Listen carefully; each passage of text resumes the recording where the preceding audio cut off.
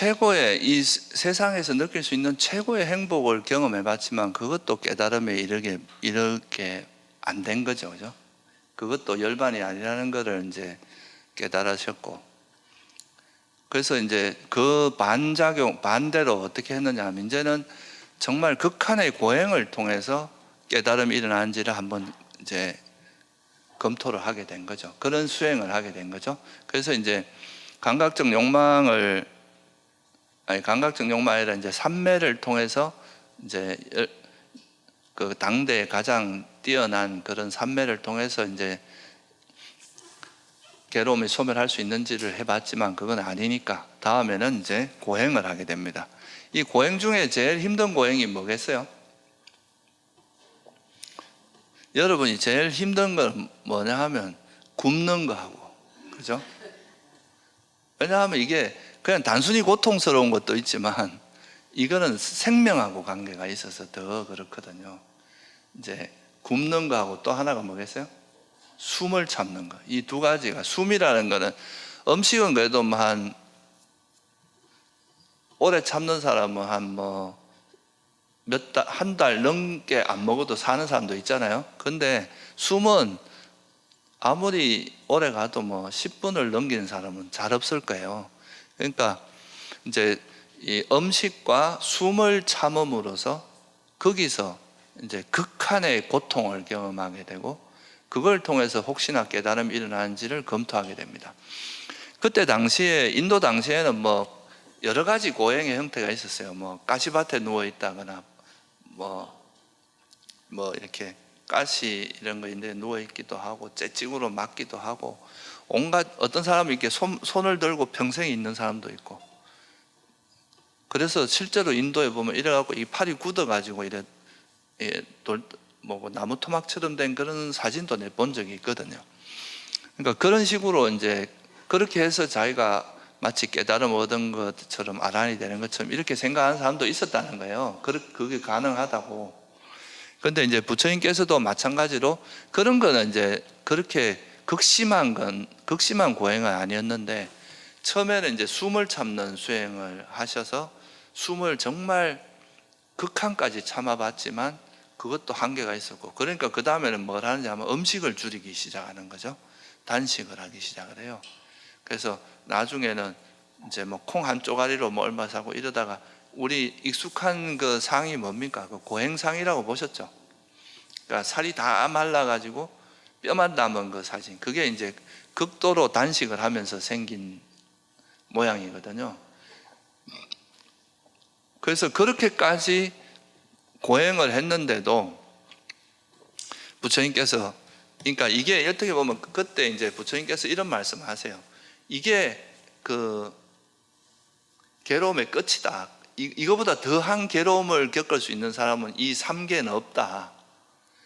그러니까 이렇게 극한의 고행을 해봤지만 깨달음은 일어나지 않았던 거예요. 그래서 여기서 이제 부처님께서 두 가지를 다 해봤잖아요.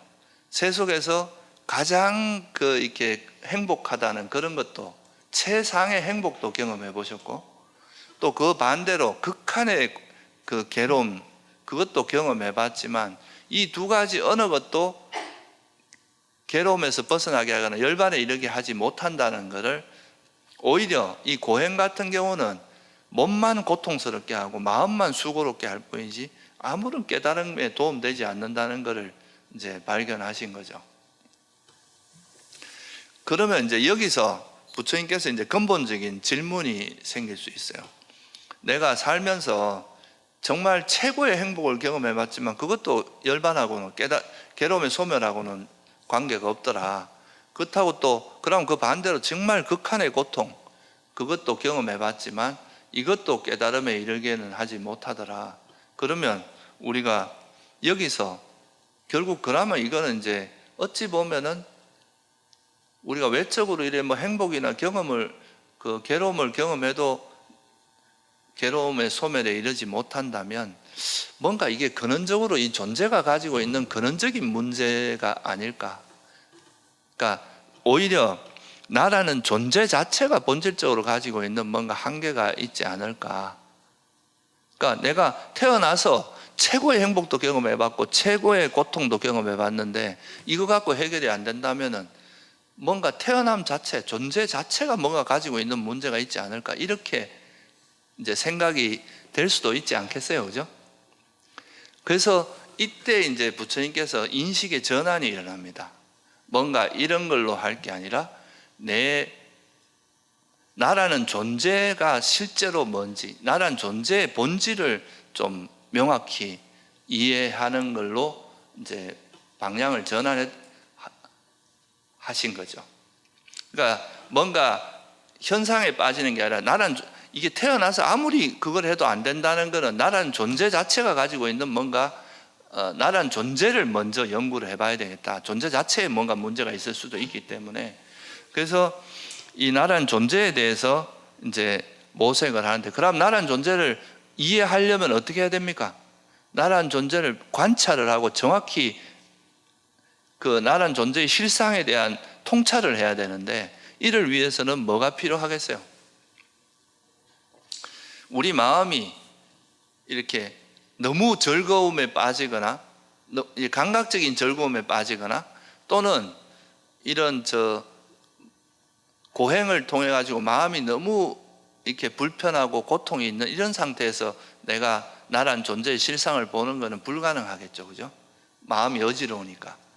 그래서 이때 생각하신 게 뭐냐면 아까 제가 서두에 말씀드렸던 어린 시절에 들었던 그 선정을 기억해냅니다. 이 선정 상태를 생각해 보니까 그때는 마음도 되게 평온하고 행복한데 마음이 괴롭지도 않아요.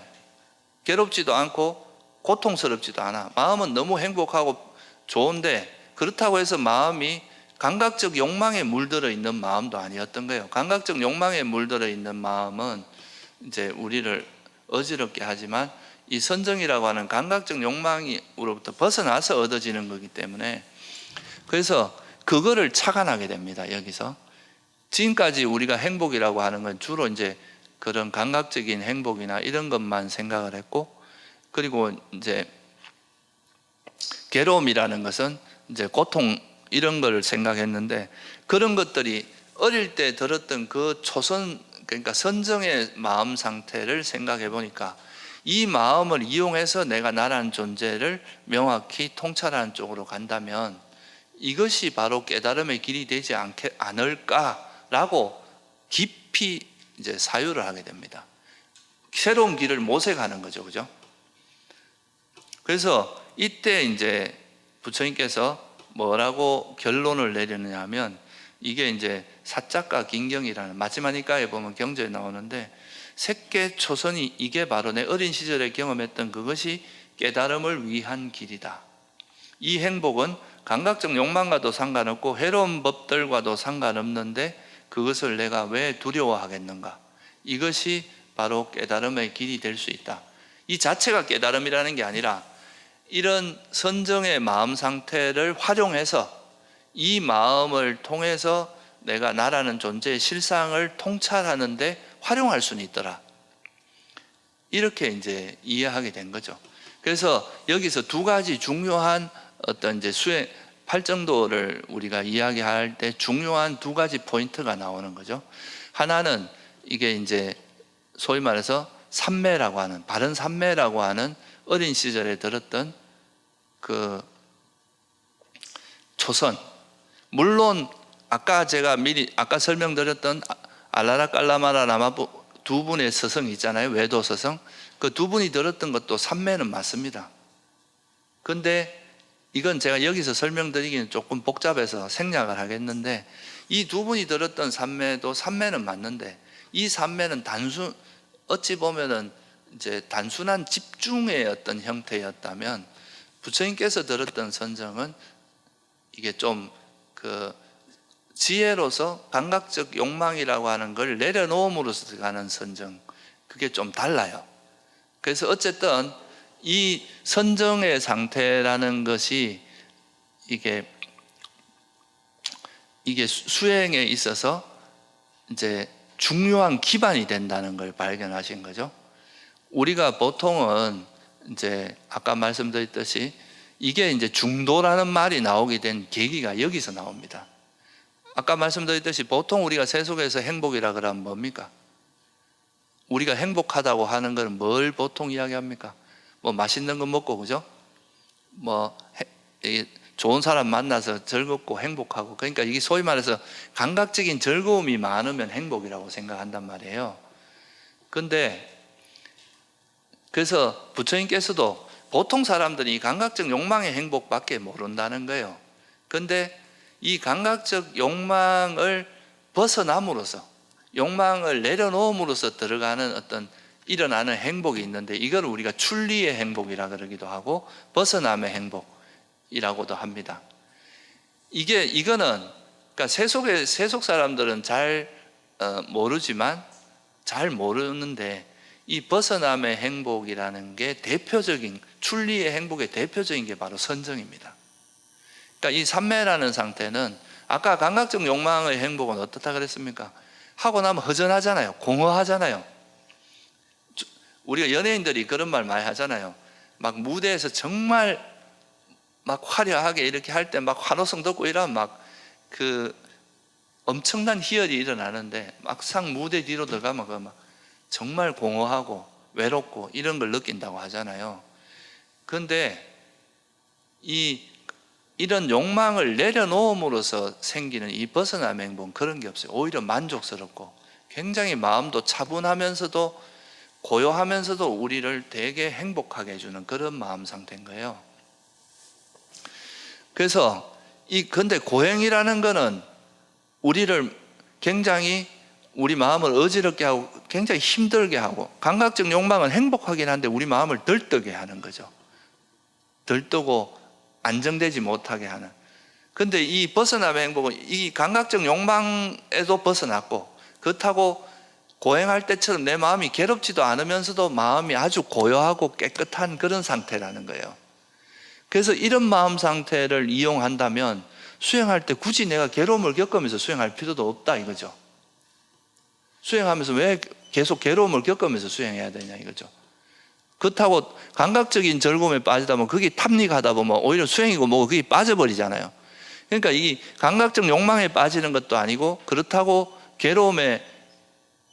나를 괴롭히는 것도 아니고, 그거를 벗어난 어떤 벗어남의 행복을 기반으로 한 수행, 이게 바로 선정, 바른 삼매를 기반으로 하게 되면 내 마음이 편안하고 행복한 상태에서 내가 이 청정하고 깨끗한 마음으로 내가 현상의 실상을 통찰할 수 있겠구나.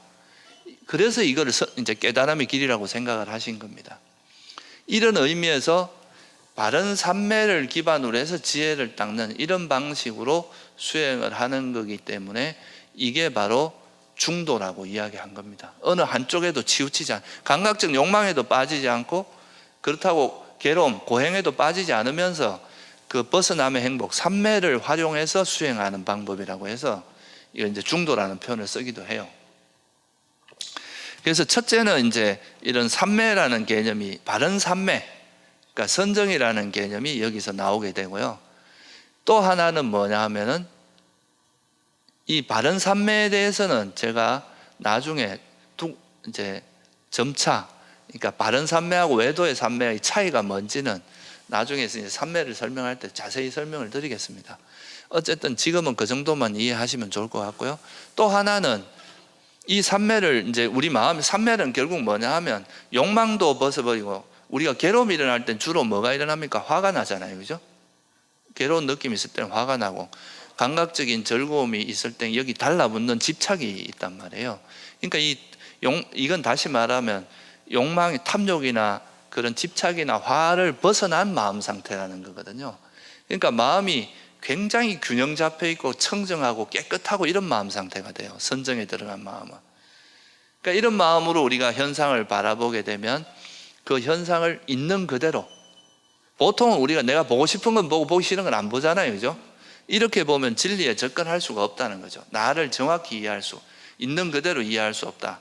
그래서 이런 삼매, 선정을 이용해서 나라고 하는 존재의 실상을 통찰하도록 하는 이런 방향으로 이제 방향 전환하는데, 이게 이제 우리가 요즘 많이 이야기하는 위파사나의 시초가 되는 겁니다.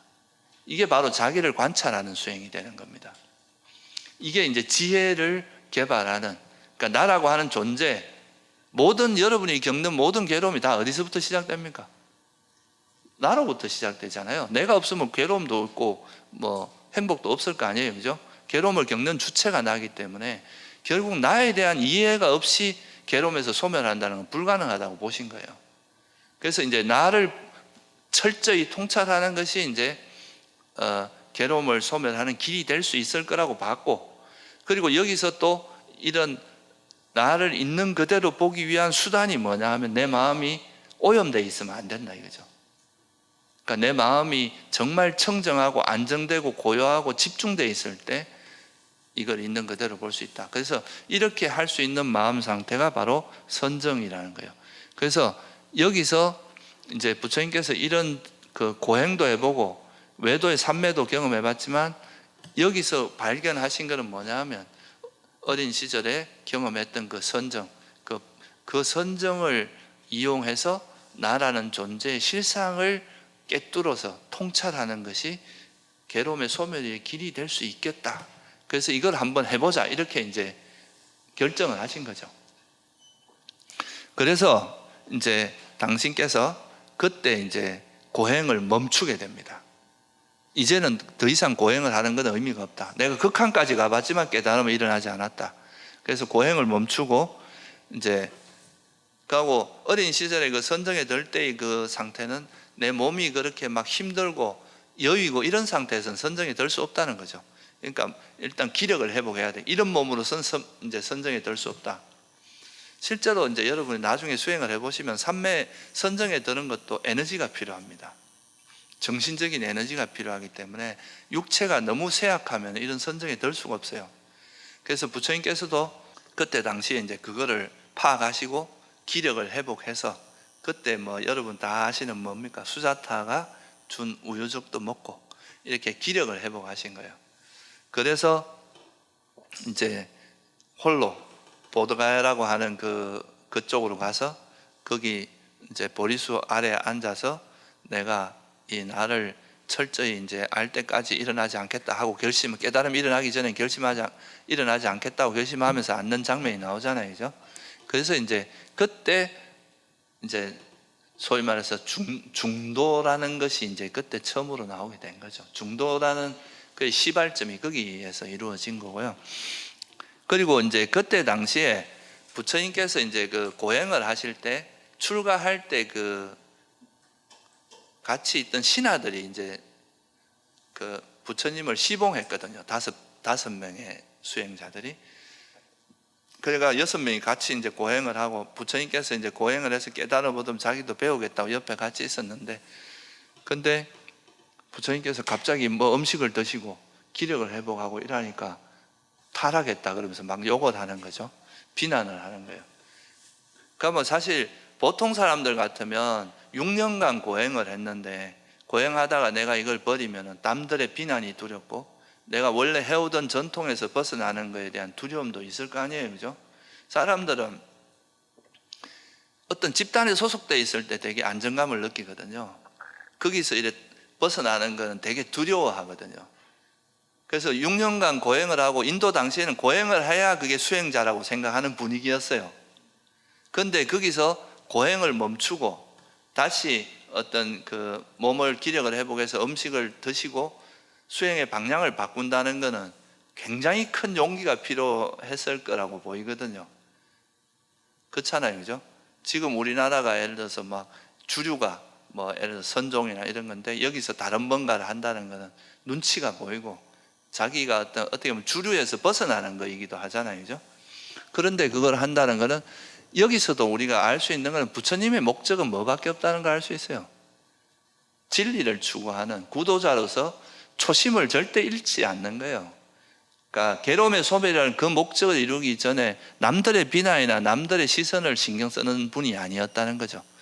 그래서 이제 당신께서도 거기서 이제 뭐 오비구가 떠났습니다. 그 옆에 있는 5명이 저 타락한 사람이라고. 내가 훌륭한 수행자라고 옆에서 시봉했는데 음식이나 먹고 타락했다 그러면서 다 떠나버려요. 그래도 거기에 개의치 않고 이제 보리수 아래 가서 어린 시절에 경험했던 그 초선, 이 초선을 통해서 2선, 3선, 4선까지 개발합니다. 그 초선에서 이제 4선까지 개발해서 이 4선이라는 상태가 이제 나중에 또 배우시겠지만 이 4선정이라는 게 이제 초선, 2선, 3선, 4선마다 특징이 있는데 특히 4선정에 되면은 이제 호흡으로 숨이 멈추는 단계라고 합니다. 그 정도로 이제 깊은 산매에 들어가는 거죠. 그래서 이 4선정이라고 하는 것이 사실은 이제 수행 우리가 지혜를 개발하는데 가장 최적화된 가장 좋은 상태라고 이야기를 해요. 그래서 부처님께서도 그 초선 어릴 때 들었던 초선을 기반으로 해서 2선정을 땄고 3선정을 땄고 4선정을 땄고 이 선정에 대해서는 나중에 제가 또 설명을 드릴 기회가 있을 겁니다. 그래서 그렇게 해서 그 4선정을 얻은 다음에 그 선정이라고 하는 상태는 어떤 이제 예를 들면 호흡 수행을 가지고 설명을 드리면 호흡이라고 하는 그 하나의 대상에 완전히 이제 마음이 우리가 이제 호흡이라고 하는 걸 알아차리려고 하는데 여기에 이제 우리가 욕심이나 화가 있으면 이게 계속 방해를 하거든요. 근데 이런 욕망과 화를 완전히 놓아버리게 되면 이걸 방해하는 마음이 없어져 버리기 때문에 여기 완전히 몰입된 상태가 돼요. 그러면 여기서는 이 마음 상태는 어떤 마음 상태냐면 정말 탐욕이라는 건 탐욕이나 성냄, 해태, 혼침이나 의심, 들뜸, 후회 이런 게 하나도 없고 오직 숨만 아는 그 마음 상태로 1시간, 2시간, 심지어는 부처님 당시에는 일주일까지도 머무는 분도 있었다고 해요. 요즘은 그 정도 되는 분은 제가 본 적이 없어요. 그런데 어쨌든 그런 정도에 들어가 있다. 완전히 그러니까 어떤 마음이 정말 이제 경전에서 표현하기 청정하고 깨끗하고 집중돼 있고 고요하고 어떤 흔들림도 없는, 그러니까 마음이 너무 깨끗하고 청정한 상태가 되기 때문에 마치 우리가 보통 사람들의 마음은 막 욕망으로 흔들리고 막 이렇게 번뇌로 인해서 마음의 물결이 항상 이는 상태라면은 이 상태는 어떤 번뇌도 일어나지 않기 때문에 마음이 마치 명경지수와 같아지는 거죠. 이런 상태에서는 이런 마음으로 이제 우리가 현상을 우리가 지금 경험한 나라고 하는 존재를 다시 한번 관찰해 보면 이전에 보지 못하는 그런 모습들이 보인다는 거예요. 그래서 이제 이런 마음 상태를 선정의 마음 상태를 이용해서, 그리고 또 이 선정은 이 상태 자체가 마음이 너무 행복한 상태. 여기 괴로움이나 이런 욕망의 행복으로 들뜸 이런 게 없고 마음도 너무 고요하면서 행복한 상태니까, 그래서 이 중도는 처음도 좋고 중간도 좋고 끝도 좋다고 하는 거예요. 이 삼매를 기반으로 해서 수행하기 때문에. 그래서 이런 마음 상태를 가지고 이제 처음에 부처님께서 이 사선정에 들어갔다 나오면, 그러니까 이 상태로 한 일주일 몇 시간을 있다 나오면 그 마음 상태에 그 관성이 있을 거 아니에요, 그죠?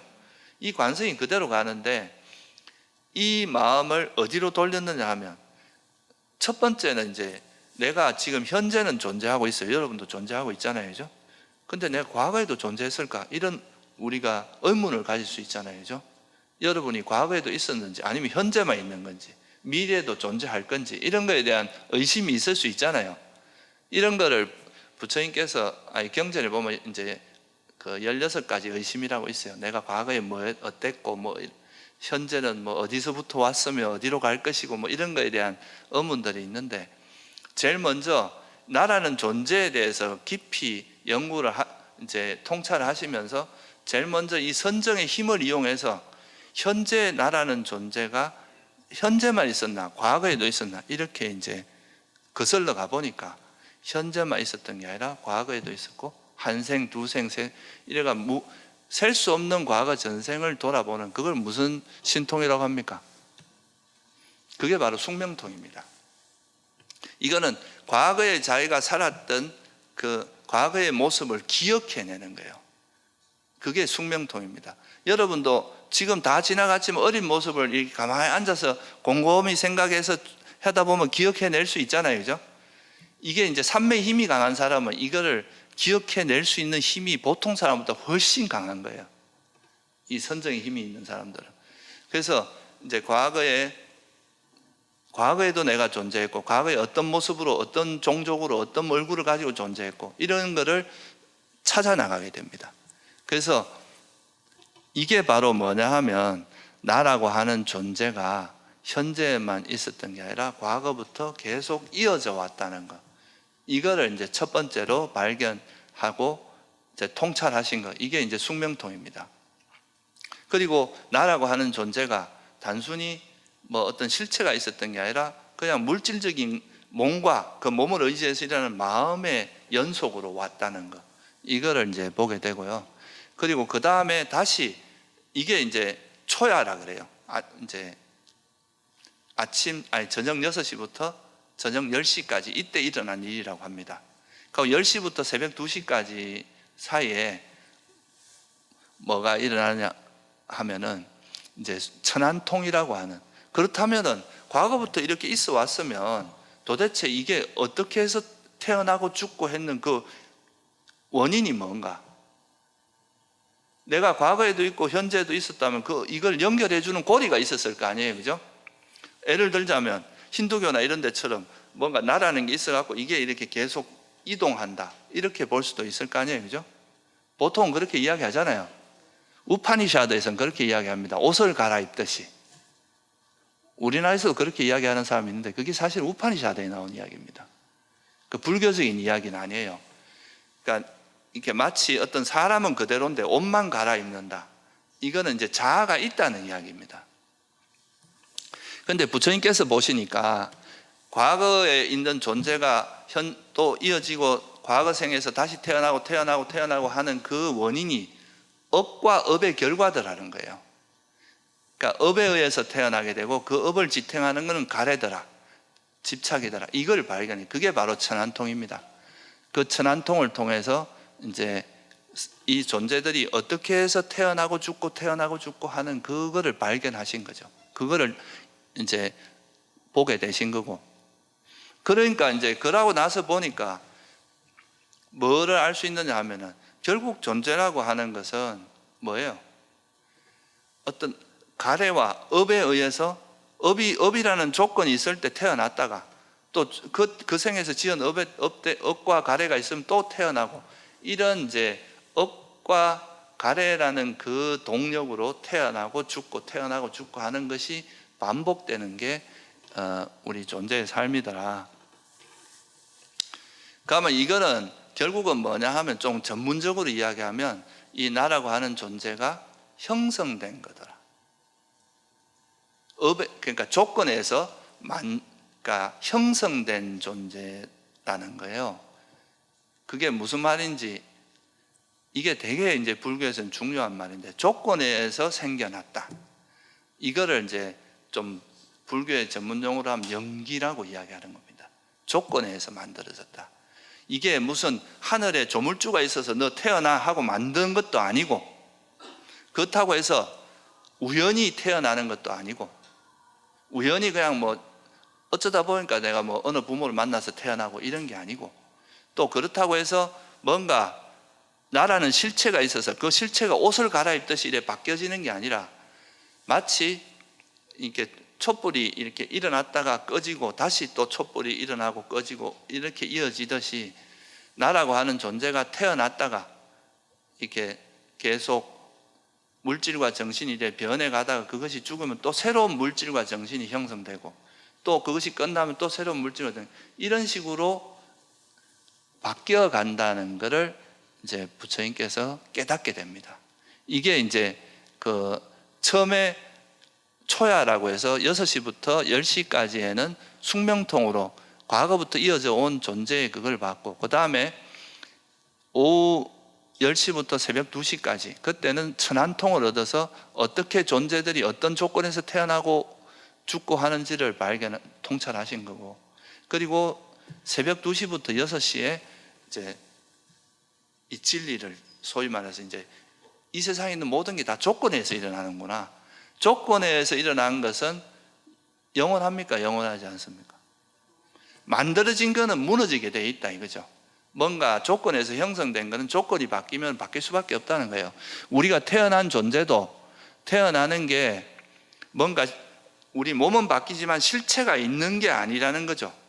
그냥 어떤 조건에 의해서 만들어졌다가 이 조건이다 하면 이거는 무너진 다음에 또 다시 태어날 수 있는 조건이 또 새로운 새로운 존재를 태어나게 하고, 이렇게 해서 이제 윤회하게 된다는 거, 그거를 발견하시면서 첫 번째 발견하신 진리가 뭐냐면, 존재는 결국 물질과 정신이구나. 물질과 정신의 결합이고, 그러니까 이제 우리가 몸이라는 것이 있고 몸을 의지해서 일어나는 마음이 있는데, 이 두 가지가 계속 조건에서 변하면서 이어지는 게 존재의 모습이라고 본 거예요. 그러니까 이렇게 조건에서 형성된 거는 변할 수밖에 없다. 그래서 이걸 우리가 불교에서 많이 듣는 말 중에 뭐라 그럽니까? 무상하다, 아니자라고 하죠. 아니자. 니자라는 게 영원하다는 뜻이고 A는 부정어거든요. 그러니까 영원하지 않다. 그걸 이제 중국에서 무상, 상자가 영원할 상자거든요. 무상이라고 번역을 했고, 그리고 무상한 것은 확실합니까? 불확실합니까? 불안정하죠. 그죠? 여러분이 지금 행복한데 영원하면 이게 불안정합니까? 안정적입니까? 영원하면 안정적이죠. 그죠? 이 행복이 영원히 갈 거니까.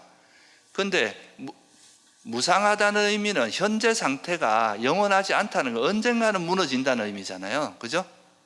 아무리 내가 지금 현재 행복해도 이 행복이 언젠가는 끝난다는 의미를 담고 있어요. 그렇다면은 이거를 우리가 완전한 행복이라 할 수 있느냐 이 말이에요. 그러니까 아무리 현재가 완전하고 아무리 행복하다 하더라도 이건 완전하지 않다. 결국은 변하기 마련이다. 그래서 이거는 뭐라고 봐야 되겠어요? 행복이라고 볼 수 있습니까? 그래서 이거를 부처님께서는 두카, 괴로움의 속성이 있다고 말하는 거예요. 이게 괴로움이란 뜻이 아닙니다. 여러분이 지금 행복하다고 해서 이게 현재 이게 괴롭다 이런 말을 하는 게 아니라, 이거는 형성된 것은 무너지기 마련이기 때문에 이걸 행복이라고 말하기는 어렵다. 그래서 이건 괴로움의 속성을 가지고 있다. 불안전하다, 불확실하다, 이런 의미를 갖고 있습니다. 불만족스러운 거죠. 만족스럽지가 않은 거예요. 그리고 이제 이렇게 무상하고 괴로움인 것을 내가 내 마음대로 통제할 수 있냐 이거죠. 만약에 자아가 있다면 이 자아라는 것이 내가 여기서 주인이라 그러면 여기서 뭘 할 수 있습니까? 너는 보기 싫으니까 나가, 당신은 마음에 드니까 들어오세요, 이게 가능해야 되잖아요. 그게 내가 주인의 의미잖아요. 그러니까 만약에 나라는 존재 속에 그런 자아라고 하는 주인이 있다면 내 삶을 주도할 수 있어야 된다 이거예요. 그렇죠? 근데 그 주도할 수 있는 자아가 있다면 내가 지금 마음이 내 몸을 보고 너 죽지 마 하면 안 죽어야 된다 이거예요. 그리고 일어난 생각 보고 사라지지 마 하면 안 사라져야 된다는 거죠. 그리고 괴로움은 일어나지 말고 항상 행복만 일어나, 이렇게 하면 행복만 해야 되는데 그래 안 된다는 거예요. 그래서 여기에는 나라고 할 만한 것이 없다. 그러니까 나라고 할 만한, 내 것이라 할 만한 것은 없다. 이게 이제 그 소위 말해서 상류단 니까에 나오는 무아의 특징경이라는 거에 나오는 이야기입니다. 이렇게 해서 결국은 나라고 하는 존재가 한마디로 무상하고 영원하지 않다는 거예요. 존재가, 태어난 존재는 죽기 마련이잖아요. 여기서 영원한 거 있을 수 없다. 그리고 여기에서는 이거는 행복이 아니고 괴로움의 속성이 있다. 아무리 지금 현재 내가 좋은 데 태어나서 행복하게 살더라도 이것이 영원하지 않기 때문에 항상 불안정하다. 여러분이 돈을 벌었는데 부자가 영원히 부자라면 왜 불안하겠어요? 이 사람들이 왜 돈을 가져도 더 가지려고 하고 하겠어요? 많이 가져야 내가 안전하다고 생각해서 그러는 거거든요. 근데 그렇다고 그게 안전해지나요? 아무리 많이 가져도 결국은 놓고 가야 되잖아요. 그죠? 그러니까 이게 이제 불안전하고 나라고 하는 존재는 그러기 때문에 이 존재 자체가 불안정한 요소를 갖고 있다. 태어난 존재는 완전한 행복을 실현할 수는 없다는 거예요.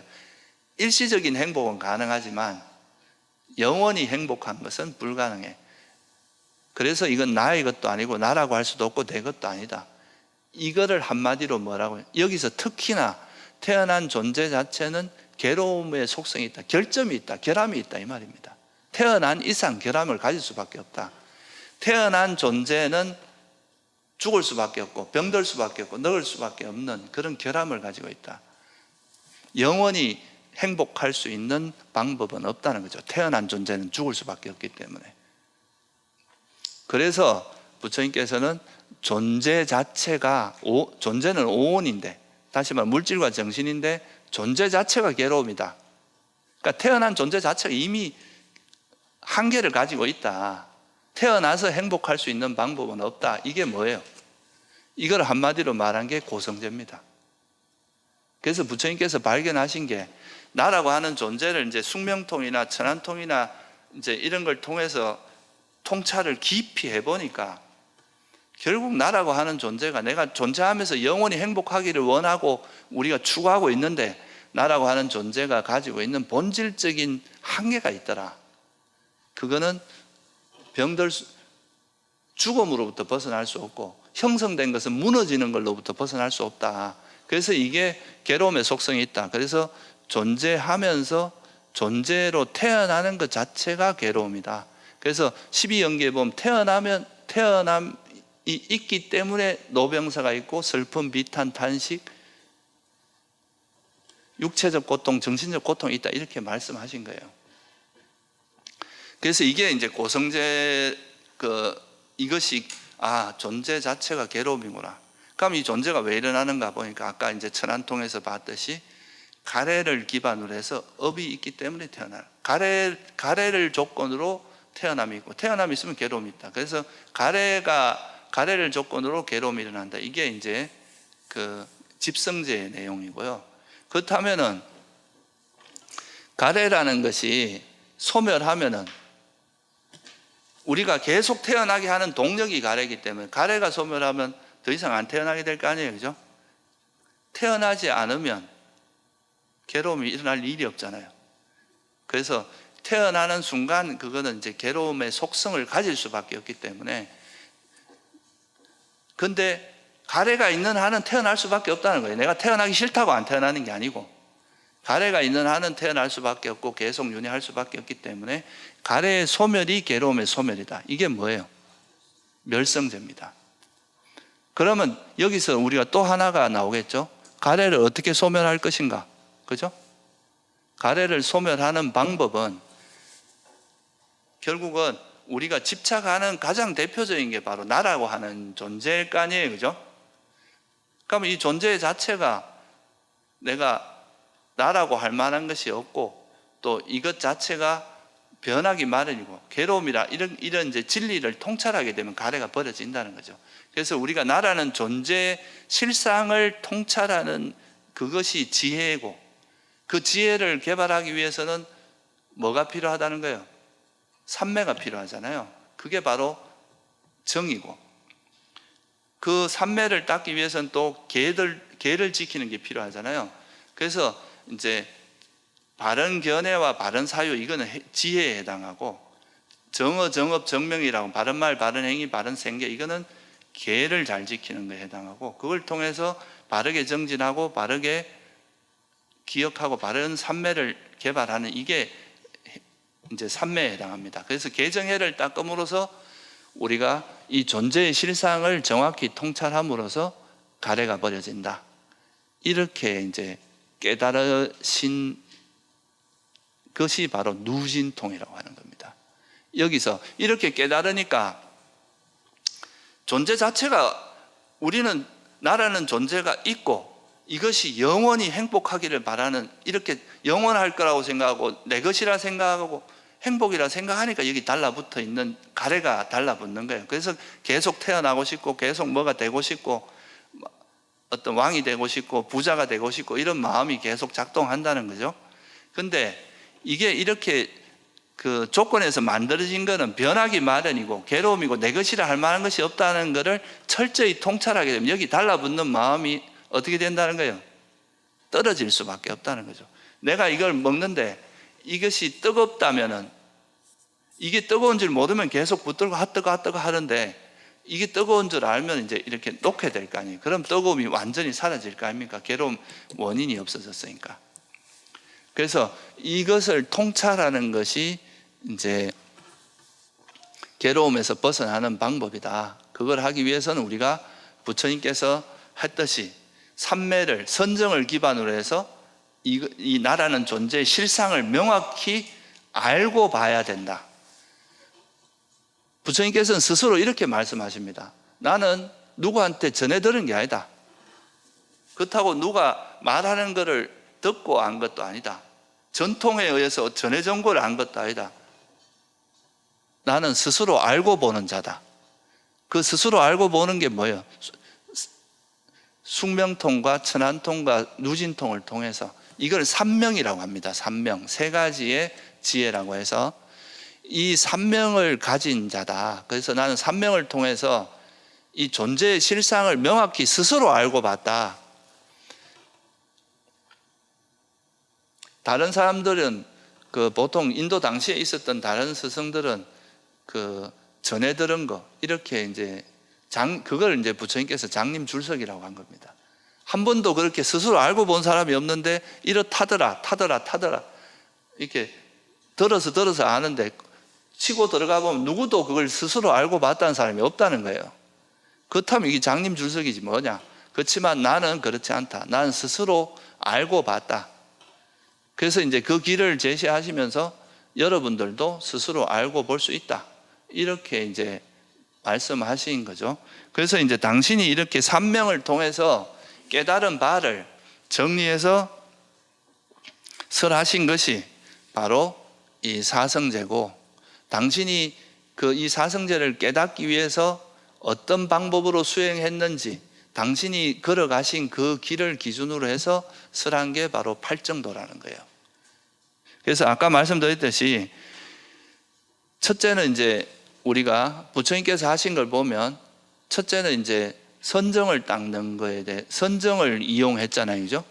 선정이라는 것을 착안하셔갖고 선정을 통해서 나라고 하는 존재를 정확히 꿰뚫어 보는 그런 방식으로 이제 수행을 하셨기 때문에 그게 이제 어떤 지혜를 닦는 거고, 또 그 선정, 삼매, 그리고 이걸 뒷받침해 주는 계, 이거를 팔정도로 정리해서 아까 말씀드린 정견, 정사유, 이건 해에 해당하고, 정어, 정업, 정명, 이거는 계에 해당하고, 정정진, 정념, 정정이라고 하는 이걸 이제 정에 해당해서 이 계정해를 닦으면 우리가 나라고 하는 존재의 실상 자체가 다섯 물질과 정신이고, 이 물질과 정신 자체가 조건에 의해서 만들어진 거기 때문에 정말 무상하고 괴로움이다. 이렇게 보는 거, 그리고 무아이다. 이걸 보는 거를 고성제라고 합니다. 그래서 부처님께서 이제 초전 법륜경에 보면 이렇게 나옵니다. 이것이 다섯 무더기가 조건에 형성되기 때문에 무상하고 괴로움이고 무아다. 이것이 바로 괴로움의 진리. 그 중에 특히 괴로움이라는 거죠. 이 존재 자체가 가지고 있는 본질적인 괴로움이 있다. 이 괴로움이고, 이것은 철저히 알아야 될 진리라고 했어요. 고성제를 철저히 알게 되면, 그럼 이 괴로움이 왜 일어난다 그랬습니까? 이게 괴로움이고 사라질 수밖에 없는 것을 영원하다고 붙들고 내 것이라고 붙들고 행복이라고 붙드는 이 가래 때문이라 그랬잖아요. 그래서 이거를 철저히 알면, 근데 이게 무상하고 괴로움이고 무아임을 알면 가래가 놓아진다는 거죠. 이것이 뜨거운 줄 알면. 그래서 이 가래 때문에 괴로움이 일어난다. 이게 집성제인데, 그러면 가래는 무슨 진리냐? 버려야 될 진리라는 거죠. 그래서 부처님이 참 마지막 이렇게 고성제는 알아야 될 진리인데 나는 알았다. 이렇게 선언하십니다. 두 번째, 집성제는 버려야 될 진리인데 나는 버렸다. 이렇게 이제 선언하시고, 그다음에 가래가 소멸하면은 이 계속 태어나게 만드는 동력이 가래니까, 가래가 소멸하면 더 이상 태어남이 없어질 거 아니죠? 그게 이제 윤회로부터 벗어나는 거죠. 그렇게 되는 게 바로 멸성제고, 그러면 이게 멸성제는 실현해야 될 진리라고 하는 거죠. 다. 이걸 이제 우리가 실현해야 될 진리다. 그게 이제 멸성제고, 이 멸성제를 실현하기 위해서는 도성제는 팔정도잖아요. 그죠? 이 팔정도는 닦아야 될 진리다. 그래서 팔정도를 닦아야 될 일을 난 다 닦았다. 그래서 닦고 나니까 고성제는 철저히 알아졌다. 고성제가 철저히 알아지니까 집성제는 버려졌다. 가래는 버려졌고 그럼으로써 멸성제는 실현되었다. 이게 이제 부처님께서 선언하시고 이제 깨달음을 선언하신 거죠. 이렇게 사성제를 깨닫고 나니까 뭐가 버려졌어요? 탐진치가 완전히 버려진 거예요. 가래가 완전히 버려진 거죠. 그래서 이제 멸성제가 실현했다. 그래서 여기서 우리가 알 수 있는 것은 뭐냐면요, 결국은 부처님께서 깨달음이라고 하는 건 뭐라는 거예요? 뭘 깨달았다는 겁니까? 하늘에 있는 번쩍번쩍하는 뭔가를 깨달은 거, 그런 게 뭔가 어떤 실체가 있어서 그걸 깨닫거나 이런 게 아니죠. 부처님 지금 말씀하셨더니 부처님께서 깨달은 내용은 나라고 하는 존재 또는 이 세상, 이 우주, 이런 것들의 실상이 결국 이게 뭔가 우리는 뭔가 여기 신비한 뭔가 있다고 생각하지만 이거의 본질을 깊이 통찰해 보면 이건 결국은 물질적인 요소 아니면 정신적인 요소고, 이것들은 다 조건에서 형성됐기 때문에 이것들은 내 것이라 할 무상하고, 조건에서 만들어진 것은 변하기 마련이 무상하고 불안정하고 불만족스럽고 나라고 할 만한 것이 없다는 것을 철저히 통찰하는 걸 이야기합니다. 이게 깨달음이지, 뭔가 바깥에 있는 경계를, 바깥에 있는 뭔가를 깨닫는 게 아니라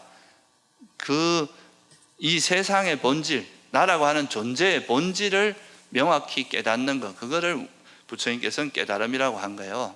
그런데 우리는 뭔가 깨달음을 무슨 경계를 보는 걸 깨달음이라고 생각할 수도 있는데 그거는 부처님이 말씀하신 거하고는 좀 다른 겁니다. 그래서 부처님께서는 이 네 가지 진리를 깨달아서 그 깨닫고 나니까 괴로움의 원인이 되는 모든 번뇌를 소멸하고 이제 그게 해탈했다. 그래서 이제 이렇게 하고 나서 당신께서 선언하신 게 나의 해탈은 확고부동하다. 이것은 나의 마지막 태어남이며 이제 더 이상 태어남은 없다. 이게 바로 초전법륜경에 선언하신 겁니다. 그래서 지금 여기서 알 수 있듯이 우리가 불교는 한마디로 말해서 사성제고, 사성제에서 이제 도성제가 팔정도이기 때문에 사실 사성제라고 말해도 또 팔정도가 포함되어 있고, 또 팔정도의 처음이 바른견해인데 이 바른견해는 다른 말로 하면 사성제에 대한 지혜거든요. 그러니까 사성제의 눈으로 세상을 보라 이 말이에요. 이제 우리가 부처님이 깨달은 그 관점으로 세상을 봐야 된다 이거죠. 이건 앞으로 차차 자세히 이제 공부하게 될 건데요. 그래서 결국은 팔정도의 첫 번째가 사성제라는 지혜가 들어있기 때문에 사성제가 팔정도를 포함하고 있고 팔정도가 사성제를 포함하고 있어요. 그래서 사실은 두 가지가 동치라고 보면 돼요. 그런데 이게 이제 수행의 관점에서 볼 때는 팔정도라고 하는 게 좋고, 이제 진리의 관점에서 그냥 이렇게 이 세상의 진리를 드러낼 때는 그냥 사성제라고 표현하고 그렇게 이해하시면 될 것 같아요. 그래서 오늘은 제가 이제 앞으로 우리가 좀 공부하게 될 내용의 큰 개요가 어떤 모습인지, 그게 결국은 이게 다 부처님께서 수행하는 그 과정 속에서 다 모티브가 다 있다는 거, 그런 거를 좀 이해하고 이제 다음 시간부터는 이게 이제 구체적으로 우리가 팔정도를 이제 좀 공부하게 될 건데요. 팔정도의 시작은 바른견해이기 때문에 이 바른견해는 결국 사성제에 대한 지혜입니다. 그래서 이제 그 사성제라는 것을 지금 제가 간략하게 설명드렸지만 그 내용, 물질과 정신이 뭐고, 이제 정신을 좀 더 나누면 수상행식 이렇게 또 나눌 수 있는데 그런 것들을 좀 공부하면서 사성제를 좀 더 구체적으로 이해하고, 그러면 그거를 또 우리가 실제로 깨닫는 그 수행 방법이나 이런 거에 대해서도 앞으로 차차 자세히 설명해 드리고, 오늘은 큰 개요만 좀 설명드렸다고 이해하시면 좋을 것 같습니다. 예. 오늘은 여기서 마치겠습니다. 예.